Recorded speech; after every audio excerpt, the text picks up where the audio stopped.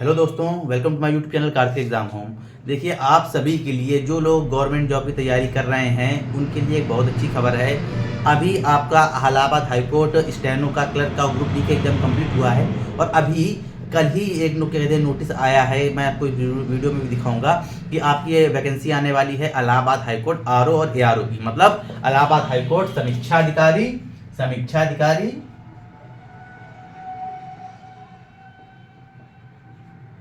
और सहायक समीक्षा अधिकारी। आरओ मतलब सहायक समीक्षा अधिकारी, ठीक है। क्या कहते हैं, इन दोनों की वैकेंसी आने वाली है। बहुत अच्छी जॉब है। क्या कहते हैं, इसमें जो सहायक समीक्षा अधिकारी की पोस्ट है वो 4600 ग्रेड पे की है और जो समीक्षा अधिकारी की पोस्ट है और सॉरी 46 क्या कहते हैं, जो सहायक समीक्षा अधिकारी की पोस्ट है वो 4200 ग्रेड की है और जो समीक्षा अधिकारी की पोस्ट है वो 4600 ग्रेड पे की है। तो बहुत अच्छी क्या कहते हैं ये जॉब है। और क्या कहते हैं ये वैकेंसी जो है आपका फरवरी की स्टार्ट में आपके जो ऑनलाइन एप्लीकेशन है वो शुरू हो जाएंगे, ठीक है। कितने पदों पर वैकेंसी आ रही है? लगभग 664। कुल टोटल पोस्ट कितनी है? टोटल पोस्ट जो है आपकी, थोड़ी राइटिंग में मत जाइएगा, जो मैं बता रहा हूँ बस वो समझिएगा। 664 पोस्टों पर ये वैकेंसी आने वाली है, जिसमें 424 के आसपास पोस्ट जो रहने वाली हैं आपकी क्या कहते हैं आरओ की, और लगभग 200 पोस्टें आपके पास रहने वाली हैं एआरओ की, ठीक है। सर 240 पोस्टें आपके पास रहने वाली हैं, 240 पोस्टों के आसपास रहने वाली हैं आपकी एआरओ।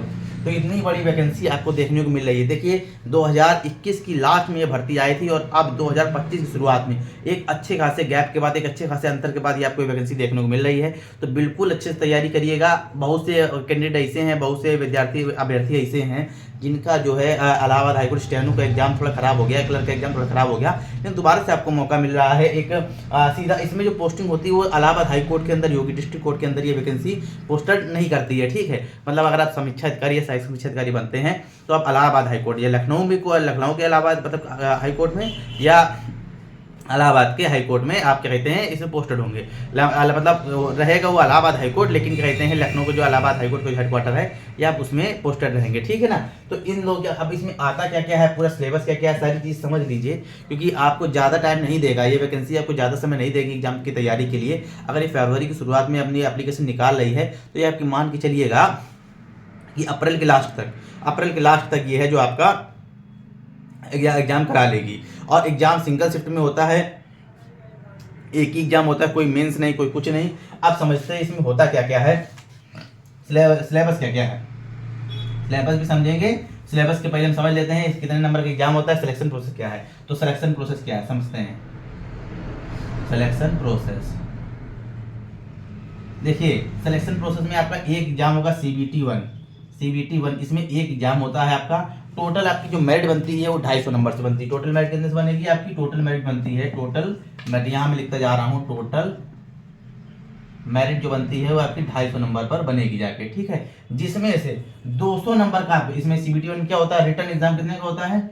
रिटर्न एग्जाम जो है वह 200 नंबर का होता है, वह होता है 200 नंबर का। अब टाइपिंग कितने की होती है? टाइपिंग, इसमें टाइपिंग कंपलसरी है, कितने की होती है? 50 नंबर की टाइपिंग होती है। तो अभी क्या क्या क्वालिफिकेशन चाहिए वो भी मैं आपको बता दूंगा, ठीक है। अब इसमें 200 नंबर के आपको रिटर्न चाहिए और टाइपिंग चाहिए आपकी 50 नंबर की। अब इसमें क्या कहते हैं, जो आपकी टाइपिंग होगी वो उसी दिन होगी, जिस दिन आपका रिटर्न एग्जाम होगा उसके साथ ही आपकी टाइपिंग हो जाएगी। मतलब जो भी आपका एग्जाम वगैरह लेना होगा, सिंगल डे एग्जाम है, सिंगल शिफ्ट का एग्जाम है, एक साथ सब कुछ हो जाएगा। एक साथ आपकी टाइपिंग रिटर्न एग्जाम भी हो जाएगा और टाइपिंग आपकी कंप्लीट हो जाएगी। और क्या कहते हैं, बहुत आसानी से इसमें मतलब अगर आपने अच्छी खासी तैयारी की है, आपकी GS वगैरह अच्छी है, तो आप बहुत अच्छे से इसमें सिलेक्शन ले सकते हैं। अब पिछली बार की मेरिट भी मैं आपको बताऊंगा, क्वालिफिकेशन क्या क्या चाहिए वो भी मैं आपको बता दूंगा, ठीक है। अब ये 200 नंबर का रिटर्न हो गया, 50 की टाइपिंग हो गई। 50 की टाइपिंग में क्या कहते हैं, आप अगर 50 की टाइपिंग जो कराते हैं 25 की स्पीड चाहिए होती है। इसमें कितने की स्पीड चाहिए होती है? इंग्लिश टाइपिंग ही होगी, हिंदी टाइपिंग नहीं होगी। इसमें 25 वर्ड प्रति मिनट, 25 WPM इसमें चाहिए, ठीक है। WPM आपको इसमें चाहिए। अब क्या कहते हैं इसमें चाहिए क्वालिफिकेशन क्या क्या चाहिए होती है, क्वालिफिकेशन भी आप समझ लीजिए। क्वालिफिकेशन क्या क्या चाहिए होती है? क्वालिफिकेशन क्या चाहिए होता है? देखिए, आपका पास ग्रेजुएशन होना चाहिए, ग्रेजुएट होने चाहिए आप। परसेंटेज कितने भी हो कोई मायने नहीं रखता है, परसेंटेज कोई मायने नहीं रखता है, चाहे 33% हो, 35% हो, चाहे 60% हो, 55, 49 कोई भी हो, ठीक है, कोई फर्क नहीं पड़ता है, बस पास होने चाहिए, ठीक है। आप पास हैं, ग्रेजुएट, आपके मार्कशीट में पास लिखा हुआ है, डिग्री है आपके पास, कोई प्रॉब्लम नहीं है। इसके बाद आपके पास ट्रिपल सी का सर्टिफिकेट होना चाहिए, ये कंपलसरी है। अगर ये नहीं है तो फिर आप फॉर्म नहीं डाल पाएंगे, ठीक है। अगर डाल भी लेते हैं तो कोई फायदा नहीं जाता उसका। तो ट्रिपल सी का सर्टिफिकेट होना चाहिए भैया आपके पास, और आप ग्रेजुएट होने चाहिए। आपको क्या कहते हैं, आप इस नौकरी के लिए अप्लाई, इस पोस्ट के लिए अप्लाई आप कर सकते हैं। अभी देखिए पिछली बार की अब इतनी चीज़ें हो गई तो पिछली बार की आप मेरिट भी जान लीजिए कि पिछली बार की मेरिट कितनी गई थी। अब पिछली बार की मेरिट को समझते हैं। अब देखिए जो पिछली बार की फाइनल मेरिट बनी थी, पिछली बार जब 2021 में वैकेंसी आई थी, वो 2022 में इसका प्रोसेस पूरा हो गया था, मतलब 2022 में इन्होंने ज्वाइनिंग करवा दी थी इलाहाबाद हाईकोर्ट ने। अब इसमें क्या कहते हैं, पिछली बार का कट ऑफ कितना गया तो वो समझ लीजिए। ओल्ड कट ऑफ 2022 का, 2021 का, 2021 की वैकेंसी है, कट ऑफ समझते हैं, कट ऑफ। अब इसमें जनरल कैटेगरी कट ऑफ समझिए। इसमें देखिए 200 नंबर का रिटर्न है, और क्या कहते हैं, और भी सीबीटी बेस्ड है, मतलब ऑप्शनल है। 4 ऑप्शन में आपको एक ऑप्शन टिक करना है, बस वही वाला सिस्टम, कोई मतलब आपका डिस्क्रिप्टिव नहीं, कोई लिखना वगैरह कुछ नहीं है, समझे ना। अब क्या कहते हैं, इसमें जो आपका रिटर्न के एग्जाम की जो मेरिट गई थी, रिटर्न के एग्जाम की 200 में से जनरल कैटेगरी की मैं आपको बात कर लूँ, सिर्फ मैं जनरल की ही बताऊंगा, बाकी चीज़ें तो उससे कम ही रही हैं, समझ लीजिए। 200 में से 141 में नंबर मेरिट गई थी, 200 में से 141, और ये 50, और ये अगर आप इसमें पूरा मतलब ये रिटर्न की है। बाकी इसमें जाहिर सी बात है, आप करने बैठेंगे टाइपिंग, अगर आप टेस्ट देंगे, आपको टाइपिंग अगर अच्छे से आती है, आपने मेहनत की है इंग्लिश की टाइपिंग में, तो जाहिर सी बात है 50 में 48 नंबर 49 नंबर तो ला ही सकते हैं, ठीक है। तो आप ये समझ लीजिए, ये क्या कहते हैं, मेरिट गई थी सॉरी, ये मैं थोड़ा सा गलत बोल रहा हूँ, ये मेरिट गई थी 144, ये मेरिट गई थी 144। और क्या कहते हैं, जो आपकी फाइनल मेरिट गई थी, जो आपकी फाइनल मेरिट गई थी, वो गई थी आपकी टाइपिंग को मिला के गई थी आपकी फाइनल मेरिट। जो फाइनल मेरिट बनी थी टाइपिंग को मिला के बनी थी 192।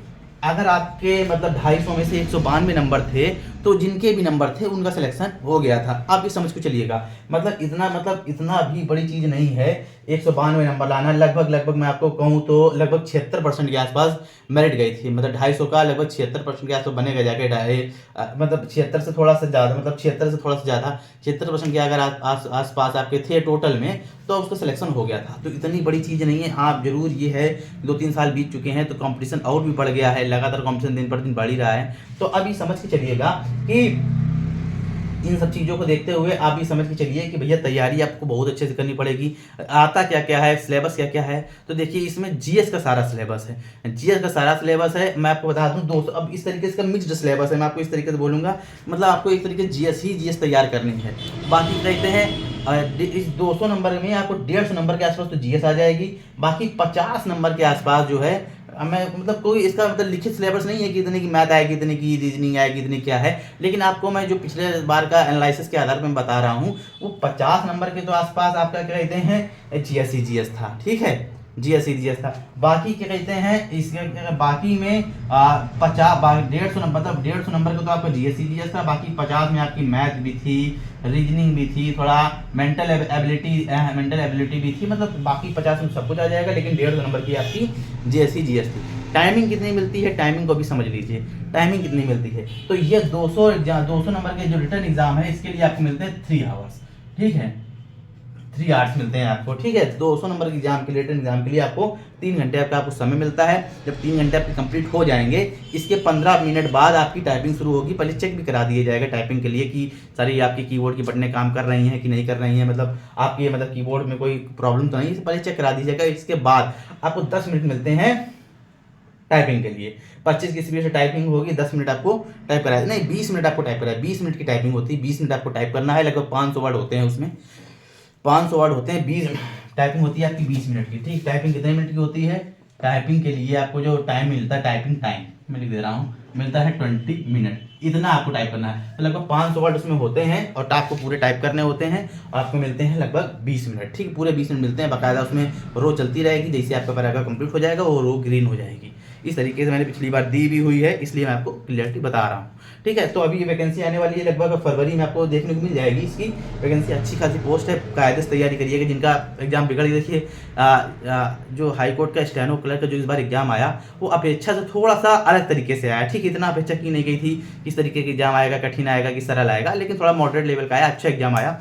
ठीक है। अब बहुत से ऐसे कैंडिडेट हैं जो पढ़ने वाले थे, उनका एग्जाम खराब हो गया। तो अभी निराशा की कोई बात नहीं है, इसकी भी वैकेंसी आ ही रही है अगले महीने। तो अभी तैयारी जारी रखिए, बिल्कुल भी अपने आप को स्लो मत होने दीजिए और पूरी तरीके से तैयारी करिए, जिससे आप उसमें नहीं सिलेक्शन ले सके तो बड़ी पोस्ट में सिलेक्शन लीजिए। आर की वैकेंसी जो है इलाहाबाद हाईकोर्ट आर की, ठीक है। और क्या कहते हैं, मैंने ग्रेड पे भी आपको बता दिया है। अगर आप ARO बनते हैं तो मैं सैलरी भी बता ही दे रहा हूँ। अगर आप ARO बनते हैं जाके तो आपकी सैलरी लगभग बनती है जाके 68,000 के आसपास, ठीक है। और आप क्या कहते हैं RO बनते हैं तो आपकी सैलरी, RO में सैलरी दो बेस पर है, 4600 ग्रेड पर भी है और 4800 ग्रेड पर भी है, दो फेस पर भी है, ठीक है। अब उसमें क्या थोड़ा सा मतलब चेंजमेंट रहता है, किसी को 4600 ग्रेड पर मिलता है, किसी को 4800 ग्रेड पर भी मिल जाती है। तो अगर आपकी कहते हैं इन दोनों पर भी मतलब मैं आपको बात मान के चलूँ, अगर आपकी सैलरी बनती है जाके तो लगभग 76,000 के आसपास आपकी सैलरी बनती है जाके। तो इस प्रकार से आपकी सैलरी है और इस प्रकार से सारा प्रोसेस है।